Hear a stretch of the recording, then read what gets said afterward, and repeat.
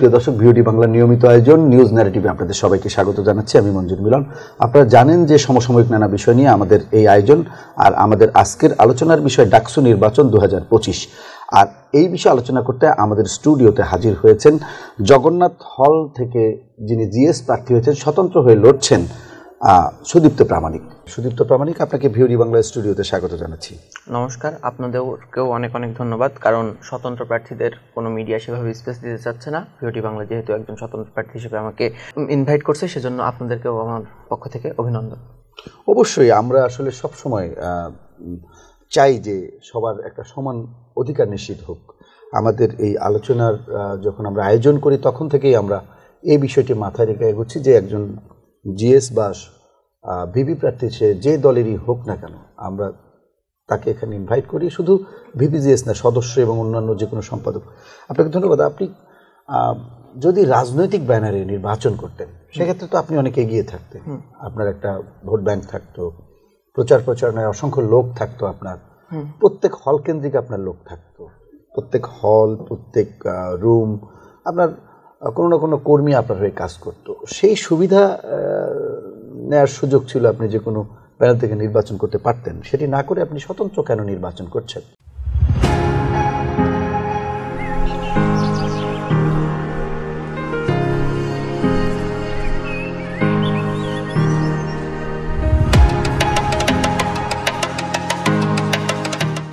স্বতন্ত্র নির্বাচন করার বেশ কিছু কারণ আছে। যেরকম বললেন যে হ্যাঁ, একটা পলিটিক্যাল মেশিনারিজ থাকতো, একটা ফাইন্যান্সিয়াল ব্যাকআপ থাকতো, বা মনে করেন একটা সেট অফ ওয়ার্কার থাকতো যারা আমার জন্য কাজ করতো।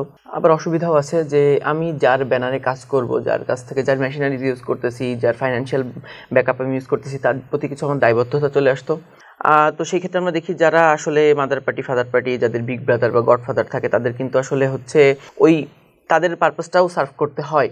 তো আমি যখন স্টুডেন্টদের জন্য কাজ করতে আসছি, আমি চাই স্টুডেন্টরাই আমার প্রধান সোর্স অফ পাওয়ার হোক, প্রধান সোর্স অফ বিশ্বাস হোক, তাদের বলেই যেন আমি কাজগুলো করতে পারি। তো সেই ক্ষেত্রে স্বতন্ত্র থাকলে কিন্তু আমার আর কারোর কোনো পারপাস সার্ভ করা লাগতেছে না। আমরা দেখেছি অনেক মানুষই, অনেক পটেনশিয়াল লিডার যে কোনো একটা পলিটিক্যাল পার্টি বা যে কোনো একটা আইডিওলজি বা যে কোনো একজনের ছায়ায় বা ছত্রছায়ায় যখন চলে যায়, সে কিন্তু তার ওই পটেনশিয়ালটা সম্পূর্ণভাবে ইউজ করতে পারে না। তার আমরা দেখেছি অনেক ক্ষেত্রেই মানুষ কার্য স্পৃহা নিয়ে এই ফিল্ডে প্রবেশ করে, কিন্তু দিন শেষে অন্যান্য প্রেশারের কারণে কাজগুলো করা হয়ে ওঠে না। তো সেই ক্ষেত্রে আমি মনে করছি আমি যদি স্বতন্ত্র হিসেবে লড়তে তো কোনো অসুবিধা নেই, এবং জেতার পরে কিন্তু তাহলে আমার কাজ করার পরিধিটা অনেক বেশি বড় হবে এবং আমি স্বাধীনভাবে কাজ করতে পারবো। ধন্যবাদ। জগন্নাথ হলের আপনি জিএস প্রার্থী, এই মুহূর্তে আপনি নিজেকে জয়ী হওয়ার ব্যাপারে কত % দিবেন? 80+। আপনার কয়জন প্রার্থী আছেন? 5 জন। জিএস প্রার্থী 5 জন। ছাত্রদল একজন, ছাত্র শিবিরের তো ওখানে প্রার্থী নেই? না, ছাত্র শিবিরের নেই। আর কোন কোন দলের? ছাত্র দল থেকে আছে, ছাত্র ইউনিয়ন থেকে আছেন একজন, মার্মা ক্যান্ডিডেট, সেন্সিও মার্মা বলে একজন স্বতন্ত্র ক্যান্ডিডেট আছেন, এবং আমাদের আরেকজন আছেন, তিনিও বলেন স্বতন্ত্র তিনি। তো এরকম 5 জন টোটাল আছেন। তো এর মধ্যে আপনি আপনাকে 80+ মার্কস দিয়ে এগিয়ে রেখেছেন, শুভকামনা। আপনার এখন পর্যন্ত ভোটারদের রেসপন্সটা কি? ভোটাররা আসলে চাওয়াটা কি? চাওয়াটা কি আসলে যখন ভোট চাইতে যান বা যাচ্ছেন? নিশ্চয়ই আপনি 80+ মার্কস দিলেন নিজেকে, নিশ্চয়ই একটা আস্থার জায়গা আপনার উপর আছে। সুতরাং চাওয়ার জায়গাটাও নিশ্চয়ই আপনার কাছে। সুতরাং সেই চাওয়ার জায়গাটা কি? সত্যি কথা বলতে, জগন্নাথ স্টুডেন্টের যদি আমি বলি, সবথেকে বড় সমস্যা সেটা হচ্ছে খাবারের সমস্যা। আমাদের খাবারের রান্নার কোয়ালিটি ভালো না, খেয়ে মানুষের তেল মশলার পরিমাণ বেশি হয়ে যায়, এটা উপর নিচে হয়। প্লাস খাবারের কোয়ালিটি কোয়ান্টিটি দুইটা নিয়েই সমস্যা। প্লাস আমাদের খাবারের ক্যান্টিনগুলোতে কিছু সিন্ডিকেট সিস্টেম থেকে যায়। খাবার আমি আমার ইশতেহারে উল্লেখ করছি, কিছু শ্রেণীভিত্তিক খাবার ব্যবস্থা আছে। আপনি যদি এ ক্যাটাগরির রেস্টুরেন্ট হন, আপনার জন্য, বা এ ক্যাটাগরির নেতা হন, আপনার জন্য এক রকমের খাবার। আপনি জেনারেল রেস্টুরেন্ট হন, আপনার জন্য এক রকমের খাবার। আপনি বি ক্যাটাগরির নেতা হন, এক রকমের খাবার। তো এরকম কিছু শ্রেণীভিত্তিক খাবার ব্যবস্থা আছে, যে খাবারগুলো আমি অনেক সময় দেখা যাচ্ছে আমি সাধারণ স্টুডেন্ট, আমি টাকা দিলেও ওই খাবারটা পাবো না, কিন্তু আপনি অনেক সময় টাকা না দিয়ে বা টাকা দিলে তো পাইতেছেন। তো আপনার জন্য এই সুবিধাটা থাকে। প্লাস আমাদের ক্যান্টিন মালিকগুলোর যে একবার ইজারা পেয়ে যায়, সে তার ওইটা অনেকটা বাপদাদার সম্পত্তির মতো চিরস্থায়ী বন্দোবস্ত, আমি যেটাকে বলছি।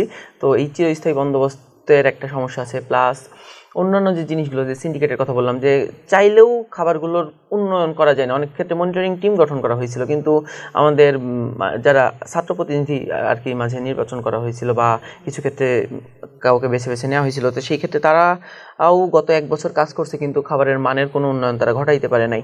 তো সেই ক্ষেত্রে আমি যখন নির্বাচিত হয়ে আসবো, এইটা সব থেকে ফার্স্ট প্রায়োরিটি থাকবে আমার। এবং এই সিন্ডিকেট সিস্টেম, চিরস্থায়ী বন্দোবস্ত প্রথা বা গুপ্ত খাবার, যেটাকে আমি বলেছি যে লুকায় রাখা খাবার, ভালো ভালো খাবার, হ্যাঁ, তো ভালো ভালো খাবারগুলো যেন সবার জন্য উন্মুক্ত হয়। আপনার যদি সামর্থ্য থাকে আপনি 150 টাকার খাবার কিনে খাবেন, আপনার যদি সামর্থ্য থাকে আপনি 40 টাকার খাবার কিনে খাবেন, 30 টাকার খাবার খাবেন, কিন্তু আপনি টাকা দিতে চাচ্ছেন, টাকা দিতে ইচ্ছুক, তারপরেও আপনার জন্য এই খাবারটা অ্যাভেলেবেল থাকবে না, অন্য একজনের জন্য থাকবে। এই ধরনের কোনো বৈষম্য যাতে না হয়। তারপরে আমি এই জিনিসটার জন্য আসলে আমি শুধু 3-4 লাইনের ফাঁকা বলি দিয়ে আসলে এই জিনিসটা দেয় যে মনিটরিং সিস্টেম চালু করবো, খাবারের মান উন্নয়ন করবো। আমি বুয়েটের শুনছি, আমি আমার হলের স্টুডেন্টের কাছে রিভিউ নিয়েছি, বুয়েটের ক্যান্টিন এবং ডাইনিংয়ের খাবারের মান ভালো। আমি পুরো ক্যান্টিন এবং ডাইনিংটা ডকুমেন্টারি করছি প্রায় আধা ঘন্টার উপরে, এবং একদিনের প্রচারণা বাদ দিয়ে আমি ওইটাকে ডকুমেন্টারি করছি, তাদের ভিতর পর্যন্ত কীভাবে তারা হাইজিন মেনটেন করে, কস্টিং কীভাবে মেনটেন করে। তো দেখছি তারা শুধু হল প্রশাসনের কাছ থেকে প্রায় 1,20,000 টাকা মাসিক ভর্তুকি পায়, প্লাস সরকারিভাবে সব মিলে প্রায় 2 লক্ষ টাকার মতো ভর্তুকি পায়। তো আমি যদি বলি শুধুমাত্র মনিটরিং করে এই প্রবলেমটা সলভ করবো, তাহলে এটা মিথ্যা বলা হবে, কারণ ভর্তুকির এই 2 লক্ষ টাকার একটা ইম্প্যাক্ট থেকেই যাবে। আমি শুধু মনিটরিং করে এটা অ্যাড্রেস করতে পারবো না, তো আমাকেও কোনো না কোনোভাবে হয় আমার ঢাকা বিশ্ববিদ্যালয় সব থেকে বেশি বাজেট পাই ইউজিসির থেকে। আমার ঢাকা বিশ্ববিদ্যালয় এখানে আরেকটি পয়েন্ট তো আছে যে আপনি 2 লক্ষ টাকা অ্যাড করবেন, সেটি একটি বিষয় বা চেষ্টা করবেন। এখানে তো শুভঙ্করের ফাঁকিও আছে, মানে যে বাজেটটা দেয়া হয় সেই বাজেটটা থেকে যে খাবারের মান, এটাকে তো সেই বাজেটটা থেকেই আরো খাবারের মান বাড়ানো সম্ভব। আমি বলি আমার কোনো ক্যান্টিন কোনো ভর্তুকি পাই না, 1 টাকা ভর্তুকি, মানে হ্যাঁ বিদ্যুৎ বিল ছাড়া, এই যে মিসম্যানেজমেন্টের একটা বিষয়। ওইটাও আমি বলছি। তো প্রথমে তো আমি ওইটাই বললাম যে চিরস্থায়ী বন্দোবস্ত, শ্রেণীভিত্তিক খাবার ব্যবস্থা, তারপরে খাবারের মান, যে টেস্টিং সল্টের ব্যবহার বা এরকম তেল মশলার বেশি হয়ে যাওয়া বা কম হয়ে যাওয়া, এগুলো তো অ্যাড্রেস করবোই। তা বাদেও আরও কিছু জায়গা আছে যেখানে প্রশাসনকে অ্যাক্টিভ হইতে হবে, স্টুডেন্টদের অ্যাক্টিভ হইতে হবে, যেই প্রবলেম, মানে আমি একটা কম্প্রিহেন্সিভ সলিউশন দাঁড় করানোর চেষ্টা করছি, যাতে সাস্টেনেবল হয়। 1-2 দিন 3 দিন ভালো খাবার দিল, তারপর যেন জিনিসটা আবার যাতাই না হয়ে যায়। 1-1.5 বছর 2 বছর যেন এই খাবারের কোয়ালিটিটা মেনটেন করা সম্ভব হয়। মানে আজকে আমি যেটা কন্টিনিউ শুরু করলাম, সেটা 1-1.5 বছর 2 বছর যেন সাস্টেন করে অ্যাটলিস্ট, তারপরে করলে তো আরও ভালো। ধন্যবাদ। আপনি বলছিলেন যে আসলে শিক্ষার্থীরা আপনাকে বেছে নেবে, আপনি আলাদা কি করেছেন শিক্ষার্থীদের জন্য? আলাদা আপনাকে কেন বেছে নেবে? আরও তো 4 জন প্রার্থী আছে, আপনি ওই 4 জন থেকে আলাদা কেন নিজেকে মনে করেন? প্রথম কথা, আমি যখন থেকে কাজকর্ম করি তখন আসলে ডাকসুর নামগন্ধ ছিল না। তো ডাকসু কেন্দ্রিক আমার কাজকর্ম না, তার অনেক আগে থেকে আমি কাজকর্মগুলো শুরু করেছি। সাংগঠনিক দক্ষতা বলেন, কথা বলা, অ্যাড্রেস করার ক্ষমতা বলেন, লজিক বা ডাটা দিয়ে দাবি দেওয়া আদায় করে নিয়ে আসা বলেন, এগুলো আমার কয়েক বছরের অভিজ্ঞতা। আর যেহেতু ডাকসু কেন্দ্রিক আমার, আর সত্যি কথা বলতে আমার জন্য আমি একেবারে অ্যাপলিটিক্যাল, যে কথা বললাম, যে কোনো প্যানেল থেকে দাঁড়াইনি, স্বতন্ত্র প্রার্থী। আমার প্রধান পাওয়ার, সোর্স অফ পাওয়ার বলেন, বা আমি যাদের ব্যাকআপে কাজ করবো, সেটা কিন্তু আমার স্টুডেন্টরা। তো স্টুডেন্টরা যদি আমার মাথা থেকে হাত ছড়ায় নেয়, আমাকে বাঁচানোর মতো কেউ থাকতেছে না। সেই ক্ষেত্রে আপনার যার মেন ব্যাকআপ যে, তার সাথে আপনি কখনোই বিট্রে করবেন না, এটা স্টুডেন্টরা বোঝে। আমার অন্য ক্ষেত্রে যাদের মাদার পার্টি ফাদার পার্টি আছে বা অন্যান্য জায়গা থেকে যারা আসতেছে, তাদের কিন্তু প্রধান সোর্স অফ পাওয়ার অন্য জায়গা থেকে আসে, স্টুডেন্টরা না। সেই ক্ষেত্রে তাদের কিন্তু প্রথম তাদের পারপাস সার্ভ করা লাগবে, তারপর স্টুডেন্টদের। আমার কিন্তু ফার্স্ট প্রায়োরিটি স্টুডেন্ট, তো সেই ক্ষেত্রে স্বতন্ত্র হওয়ার একটা সুবিধা পাবো। প্রথম কথা বললাম, অনেক আগে থেকে কাজ করতেছি। এবং দ্বিতীয় কথা, যে এই সব কিছু মিলায় স্টুডেন্টরা যে বিশ্বাস করবে, বা আমি প্রথম থেকেই হলের জন্য যে কাজগুলো করতেছি, বা আমার জগন্নাথ হল একটা বিশেষ পরিচয়ের হল, এটা জানেন। তো আমার সেই পরিচয়ের জন্য সংখ্যালঘুদের নিয়েও আমার অনেকগুলো কাজকর্ম করা হয়েছে। তো সেই ক্ষেত্রে কাজ করার যে ক্ষমতা বা দক্ষতা, এবং কাজগুলো যে অ্যাড্রেস করতে পারার ক্ষমতা, দাবি দেওয়া আদায় করার ক্ষমতা, এই সব কিছু মিলায় আমার মনে হয় তারা এগিয়ে রাখবে। ঠিক আছে, কিন্তু সার্বিক নির্বাচনের পরিবেশটি আসলে কেমন এই মুহূর্তে? আপনার পর্যবেক্ষণ কি? সার্বিক নির্বাচনের পরিবেশ আমি যদি বলি, যে হ্যাঁ, মানে সত্য কথাই যদি বলি, আমি স্বতন্ত্র প্রার্থী, তারপরেও মিথ্যা অ্যালিগেশন দিয়ে লাভ নেই।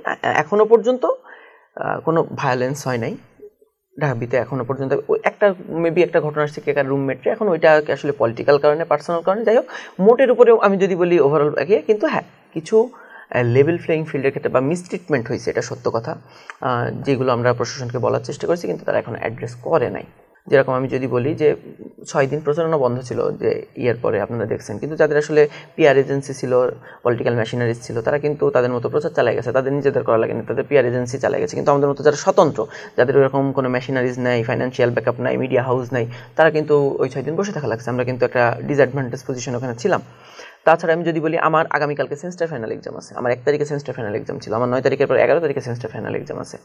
তো আমাদের মতো যারা অ্যাকচুয়াল স্টুডেন্ট, যাদের একাডেমিক্স ম্যাটার করে, যাদের একাডেমিক্স মোটামুটি, যাদের একাডেমিক্স ভালো, যাদের আসলে পলিটিক্স করে খাইতে হবে এরকম একটা মেন্টালিটি নাই, তাদেরকে কিন্তু প্রথমে একটা মাইনাস করার টেন্ডেন্সি চলে আসছে যে আমি যদি এক্সাম সিজনে ইলেকশনটা রাখি তাহলে যারা অ্যাকচুয়াল স্টুডেন্ট তারা এমনিতেই সরে যাচ্ছে, তারপরেও কিন্তু আমরা ওই মার্কটা ছেড়ে দিব না বলে তাদের সাথে এখনো ফাইট দিয়ে যাচ্ছি। কিন্তু তারপরে আমার সেমিস্টার ফাইনাল মেনটেন করে আমার প্রচারণাতেও ইম্প্যাক্ট করতেছে, আমার পরীক্ষাতেও ইম্প্যাক্ট করতেছে, এটা সত্য। এই জায়গায় ক্ষেত্রে যে আমাদের যে একটা পিছনে ঠেলে দেওয়ার টেন্ডেন্সি প্রশাসন আমার মনে হয় এটা ইচ্ছাকৃতভাবে করেছে, এবং আমরা প্রথম থেকে বলছি এক্সাম সিজনে যেন এই জিনিসটা না রাখা হয়, ডাকসুটা না রাখা হয়। তারা এই এক্সাম সিজনে রাখছে এবং তারা কিন্তু আমাদের কথাগুলো শুনে নাই। আমরা এই পর্যন্ত বলার চেষ্টা করেছিলাম যে অ্যাটলিস্ট প্রার্থীদের পরীক্ষাটা যেন বিশেষ বিবেচনায় পরে নেওয়া হয়, তারা সেটাও রাখে নাই। এমনি আপনার হলে যদি বলি যে লেভেল প্লেইং ফিল্ড আছে কিনা, আপনি কি বলবেন? বললাম তো, আমি সেগুলোই বললাম যে হলে বলেন বা কেন্দ্রে বলেন সব জায়গায় স্বতন্ত্র প্রার্থীদের ক্ষেত্রে একটা ডিসঅ্যাডভান্টেজ, এবং যারা কেউ কোনো প্রভাব বিস্তার করার চেষ্টা করতেছে কোনো প্রার্থী বা এখন এইরকম অভিযোগ সত্যি কথা বলতে অনেকে তুলেছে, শিক্ষার্থীদেরকে অনেকে হোটেলে নিয়ে খাওয়াচ্ছেন, এটা সত্য। আমি দেখেছি আপনার হলে এরকম কোনো আমি এরকম অভিযোগ আমিও শুনেছি, মাঝে আমাদের হাউস টিউটররাও কয়েক জায়গায় এরকম করছিল, তো রেট দেওয়ার চেষ্টা করছে, আমি শুনেছি। এবং যদি বলি আমি এখন যেহেতু প্রমাণ দেখাইতে পারতেছি না, আমার শুনেছি বলতে হচ্ছে, দেখেছি আমি বলতে পারতেছি না, কারণ আমার কাছে আমি যেটা দেখেছি চাক্ষুষ প্রমাণ নেই আমার কাছে, মানে চাক্ষুষ বলতে আমার কাছে ডকুমেন্টেড প্রমাণ নেই। আর নির্বাচনের যে একটা উৎসবের আমেজ চলছে, কেউ প্রার্থীদের অনেকেই বলছেন, আসলে কি সেরকম একটি পরিবেশ চলছে ঢাকা বিশ্ববিদ্যালয় বা ডাকসু নির্বাচনকে কেন্দ্র করে? অনেকাংশে কিছু স্টুডেন্টের কাছে হয়তো জিনিসটা অতটা সিগনিফিক্যান্ট না, কিন্তু অনেকের ক্ষেত্রে জিনিসটা অনেক সিগনিফিক্যান্ট। কারণ ডাকসু লাস্ট হয়েছিল 5 বছর আগে, তার আগে হয়েছিল 28 বছর আগে, এটা 8ম ডাকসু। তো সেই ক্ষেত্রে অনেকেই এটা নিয়ে একটু আছে, তা হাইপ তো অবশ্যই আছে। তো আপনাকে অনেক ধন্যবাদ। আমরা একটু এবার অন্য প্রসঙ্গে যাই। আমরা জানি যে 5 আগস্টে আসলে যে গণঅভ্যুত্থানটি হয়েছে, এর আগে এক মাস সময় ধরে এই গণঅভ্যুত্থানটি 1 মাসেরও বেশি সময় ধরে চলেছে। আপনারা সবাই তো জুলাই যোদ্ধা, যারা নির্বাচনে অংশ নিয়েছেন, স্বতন্ত্র বলি আর দলের ব্যানারে যাই বলি না কেন, এই নির্বাচনটার চ্যালেঞ্জটা কিন্তু তা একটু ভিন্ন। কারণ হচ্ছে আমরা যখন পলিটিক্যাল ব্যানারগুলো আগে নির্বাচন দেখতাম, সেখানে শুধু পলিটিক্যাল ব্যানারগুলো থাকতো, এর বাইরে স্বতন্ত্র খুব একটা দেখা যেত না, হয়তো 2-1টি হাতে গোনা। তারা নির্বাচনে টিকতো না বা ওইভাবে প্রচারণা করার সুযোগও পেত না, এবং তাদের অভিযোগগুলো শোনারও আসলে ওইরকম কোনো প্রশাসন ছিল। কিন্তু এখানে আপনারা সবাই সমান সুযোগ পাচ্ছেন, সবাই একটা সুন্দর পরিবেশ পাচ্ছেন, কেউ কাউকে বাধা দিচ্ছে না।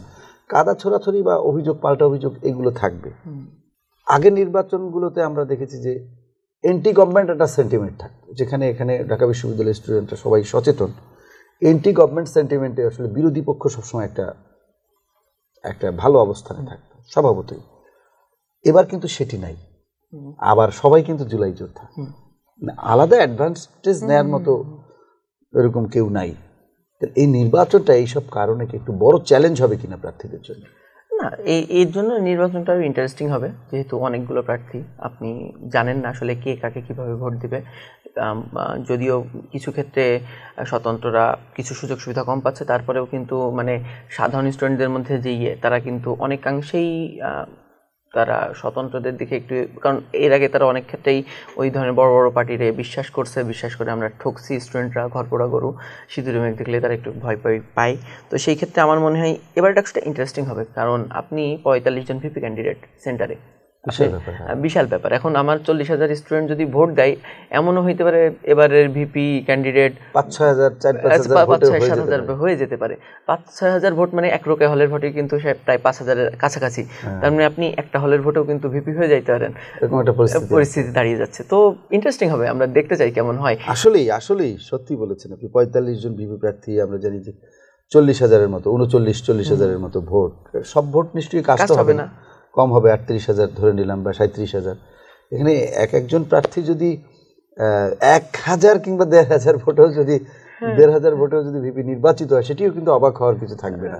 তো ওইরকম একেবারে 1-1,500 হবে কিনা, কিন্তু 5-6-7,000 যদি হয় অবাক হওয়ার কিছু হবে না। হ্যাঁ, তো যাই হোক, এখন আসলে নির্বাচনের সার্বিক পরিস্থিতি নিয়ে আপনি বললেন।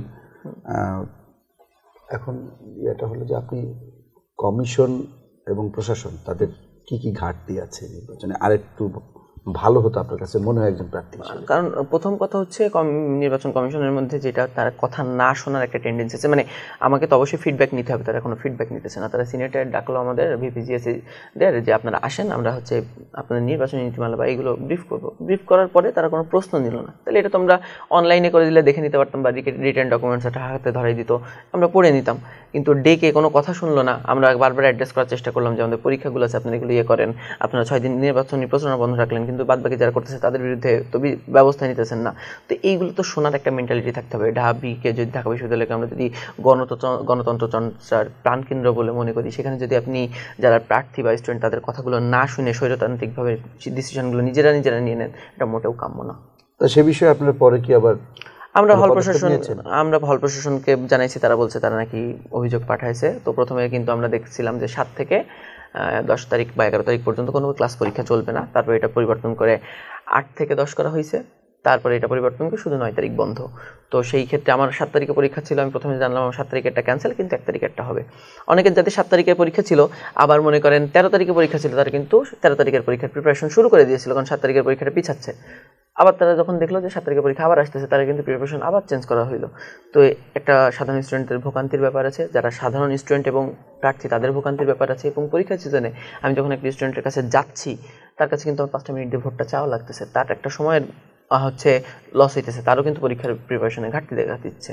তো সব কিছু মিলে আমার মনে হয় এই ঢাকা বিশ্ববিদ্যালয়ের প্রশাসন, আমার ব্যক্তিগতভাবে খুবই স্ট্রংভাবে মনে হয় তারা হচ্ছে যারা প্রফেশনাল বা টিপিক্যাল পলিটিশিয়ান, যারা আসলে রাজনীতি যাদের পেশা, তাদেরকে সুবিধা করে দেওয়ার জন্য এই ডিসিশনটা নিয়েছে।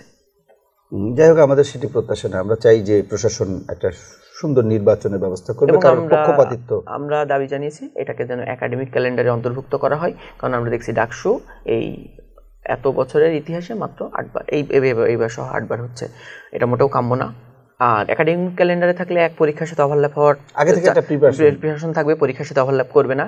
আর আরেকটা হইতেছে ওই টাইমটা যে নির্বাচন হয়, এটা একটা নিউ নর্মাল সেট হয়ে যাবে। তো নিউ নর্মাল সেট হয়ে গেলে ওই সময় ইলেকশনটা না হলে স্টুডেন্টদের মাথায় কাজ করবে যে আমার একাডেমিক ক্যালেন্ডারে তো নির্বাচন ছিল, কিন্তু কেন হচ্ছে না। তখন কিন্তু এটা বারবার প্রশাসন চাপে থাকবে এবং ডাকসুটা নিয়মিত হওয়ার একটা চান্স বেড়ে যাবে। এই যে সেনা মোতায়েনের একটা সিদ্ধান্ত হয়েছে, আসলে প্রার্থীদের অনেকেই বলছেন, অধিকাংশ প্রার্থী বলছেন যে এটি আসলে কাম্য নয়। আপনি কি মনে করেন? এখন আমি যদি একটা কথা বলি যে সেনাবাহিনীর রোলটা আসলে কেমন হবে সেটার উপর ডিপেন্ড করতেছে। যদি মনে করেন যে বাংলাদেশের অবস্থা এখন একটু আমরা সিকিউরিটি পারপাসে জানি যে একটুখানি হচ্ছে, তো ওইটা মেনটেন করার জন্য যদি মনে হয় সেনাবাহিনীর প্রয়োজন থাকতে পারে, কিন্তু আসলেই মানে সেনাবাহিনী মোতায়েন করতে হবে এরকম পরিস্থিতিটা আসলেই কাম্য না। আমরা চাই একটা শান্তিপূর্ণ ডাকসু হোক, যেখানে আমরা একটা ফ্রেন্ডলি ফাইট দিব, তারপরে যে যাকে স্টুডেন্টরা চুজ করবে সে তার দায়িত্বটা পালন করবে। এমন কোনো লুক্রেটিভ পজিশন কিন্তু এটা না। এখানে কিন্তু আপনাকে বেতন দেওয়া হয় না বা পে করা হয় না যে আপনার এটা পাইলে আপনার ক্যারিয়ার বিল্ড আপ।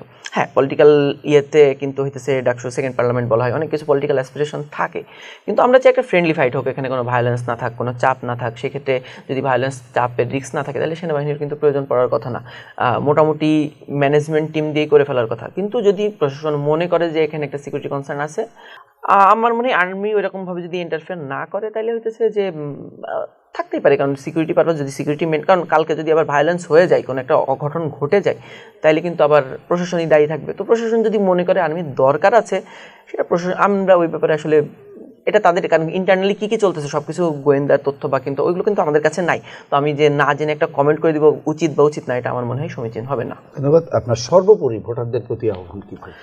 আমরা সর্বোপরি ভোটারদের প্রতি একটাই আহ্বান থাকবে, আপনারা কাজ দেখে ভোট দিবেন, পাস্ট ম্যাটার্স, অতীতটা দেখে ভোটটা দিবেন। যে কে ডাকসু কেন্দ্রিক কাজ কারবার করছে 3 মাস আগে থেকে, কে অ্যাক্টিভ হয়েছে, কে 1, 1.5, 2 বছর আগে থেকে, 6 মাস, 7 মাস, 8 মাস আগে থেকে, 3, 4 বছর আগে থেকে কাজ করতেছে, যার কোনো ডাকসু রিলেটেড ডাকসু হওয়ার যখন সম্ভাবনা ছিল না তখন থেকে কাজ করছে, যার আসলে ডাকসুর জন্য কাজ করাটা না, কিন্তু ডাকসুতে সে নির্বাচিত শিক্ষার্থীদের অধিকার নিয়ে ডাকসু কেন্দ্রিক কাজ, ডাকসুতে আসলে তার ম্যান্ডেটটা থাকবে, তার কাজের পরিধিটা বাড়বে এবং সুযোগটা বেড়ে যাবে।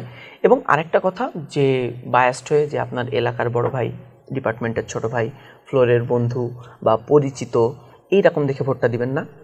কে যোগ্য, কে কাজ করতে পারবে, কে কাজ করেছে তাকে ভোটটা দিবেন। এতে হল বা ক্যাম্পাসের সামগ্রিক উন্নয়নটা বজায় থাকবে। যদি আপনি পরিচিত দেখে দেন, পরিচিত মানুষ ভালোও হইতে পারে, খারাপও হইতে পারে, তাহলে কিন্তু হলের, বা আমি হলের যেহেতু ক্যান্ডিডেট, হলের সামগ্রিক কল্যাণটা ব্যাহত হবে। আর একটা যেটা জিনিস, যারা খাওয়াইতেছে দাওয়াইতেছে তাদের থেকে এড়িয়ে যাওয়ার কথা, কারণ যারা টাকাটা ইনভেস্ট করতেছে কোথাও না কোথাও থেকে তুলবে, কোথা থেকে তুলবে, ঘুরিয়ে ফিরে দেখবেন সেটা আপনার পকেট থেকেই বেরিয়ে যাচ্ছে। তো যদি কোনো প্রেশারে খাওয়া দাওয়া করাও লাগে, ভোটটা দেওয়ার সময় যেন কনসিয়াসলি দিন, যেন তারা ক্ষমতায় আসারই সুযোগ না পায়, তোলার জন্য সুযোগটাই না পায়। এটাই। আপনাকে অসংখ্য ধন্যবাদ। আমাদের স্টুডিওতে আপনি ব্যস্ততার মধ্যেও এসে আমাদেরকে সময় দিয়েছেন। আপনাদেরকেও ধন্যবাদ আবারও, যে একজন স্বতন্ত্র প্রার্থীকে এইভাবে ফ্লোর দেওয়ার জন্য, কারণ আমরা বারবার যেই অভিযোগটা করতেছি লেভেল প্লেইং ফিল্ডের ক্ষেত্রে আমরা এটা লেভেল প্লেইং ফিল্ডটা পাইতেছি না, অ্যাটলিস্ট মিডিয়ার দিক থেকে, প্রশাসনের দিক থেকে। তো সেই জায়গা থেকে আপনারা যে সুযোগ দিচ্ছেন, আপনাদেরকে অনেক ধন্যবাদ। সুপ্রিয় দর্শক, আমাদের আলোচনার শেষ পর্যায়ে আমরা সুদীপ্ত প্রামাণিক বলছিলেন যে একটা সুন্দর পরিবেশে যাতে নির্বাচনটা অনুষ্ঠিত হয় এবং প্রশাসনের যে গাফিলতিগুলো, যে প্রশাসনের বিরুদ্ধে যেসব অভিযোগগুলো রয়েছে সেগুলো ওভারকাম করে এই ডাকসু নির্বাচনটি প্রশাসন খুব সুন্দর একটি পরিবেশে সুষ্ঠু এবং গ্রহণযোগ্য একটি নির্বাচন উপহার দেবে ডাকসুতে।